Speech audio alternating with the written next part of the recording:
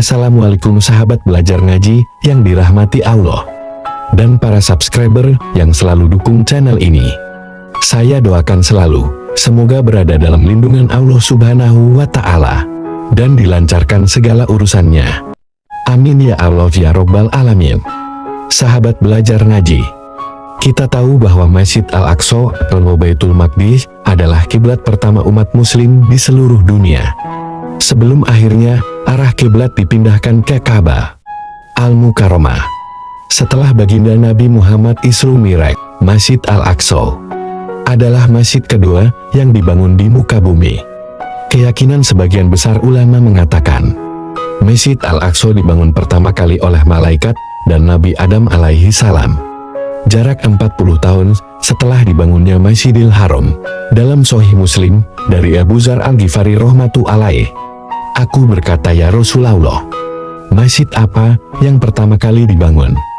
Rasulullah menjawab Masjidil Haram. Aku bertanya lagi, lalu apa lagi? Rasulullah menjawab Masjid Al-Aqsa. Aku bertanya, berapa jarak antara keduanya? Rasulullah menjawab, 40 tahun, dan dimanapun engkau mendapatkan waktu sholat, maka sholatlah. Karena itu adalah masjid. Pendapat yang sangat akurat mengatakan bahwa Masjid Al-Aqsa dibangun oleh Nabi Adam 40 tahun setelah peletakan batu pertama di Baitul Haram atau Masjidil Haram yang diperintahkan oleh Allah Subhanahu wa Ta'ala. Sebelumnya di muka bumi belum ada tempat ibadah seperti gereja, candi. Masjidil Haram dan Al-Aqsa adalah tempat beribadah manusia yang pertama ada di dunia.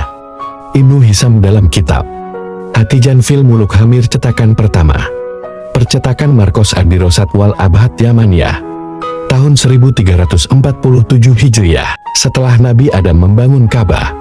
Kemudian Allah perintahkan Adam untuk berjalan ke Baitul Maqdis, dan Allah menyuruh Jibril untuk menunjukkan caranya membangun Baitul Maqdis. Maka Adam membangunnya dan beribadah di sana, sebagaimana Adam melaksanakan pembangunan dan meramaikan Masjidil Haram. Demikian juga Masjid Al-Aqsa. Kemudian tahun 2000 sebelum Masehi, Nabi Ibrahim alaihi salam merenovasi Masjid Al-Aqsa dan meninggikannya. Kemudian Masjid Al-Aqsa mengalami perbaikan lagi oleh Nabi Yakub alaihi salam. Setelah selang berapa lama, Al-Aqsa dilakukan perbaikan dan diperluas oleh Nabi Daud dan anaknya, yaitu Nabi Sulaiman alaihi salam.